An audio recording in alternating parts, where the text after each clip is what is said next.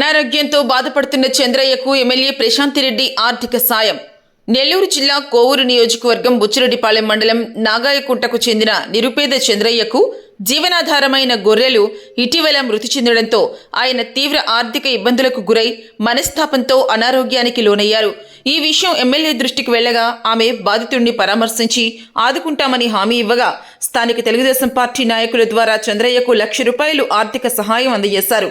ఈ కార్యక్రమంలో కృష్ణయ్య, ఉప్పు నారాయణ, చెంచయ్య, చందు, వెంకటేశ్వర్లు, హజరత్, రమణయ్య తదితరులు పాల్గొన్నారు. అనంతరం తమపై దాతృత్వాన్ని కనపరిచిన కోవూరు ఎమ్మెల్యే వేమిరెడ్డి ప్రశాంతిరెడ్డికి చంద్రయ్య కుటుంబం ధన్యవాదాలు తెలిపారు.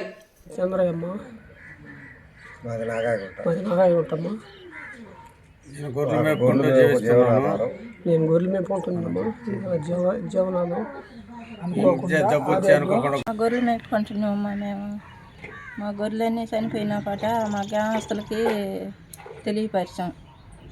తెలియపరిస్తే ఎమ్మెల్యే గారు తీసుకొచ్చి మాకు సహాయం చేసిండ్రు. ₹1,00,000 నీ రుణం మర్చిపోమమ్మా. మేము బతికినంత కాలం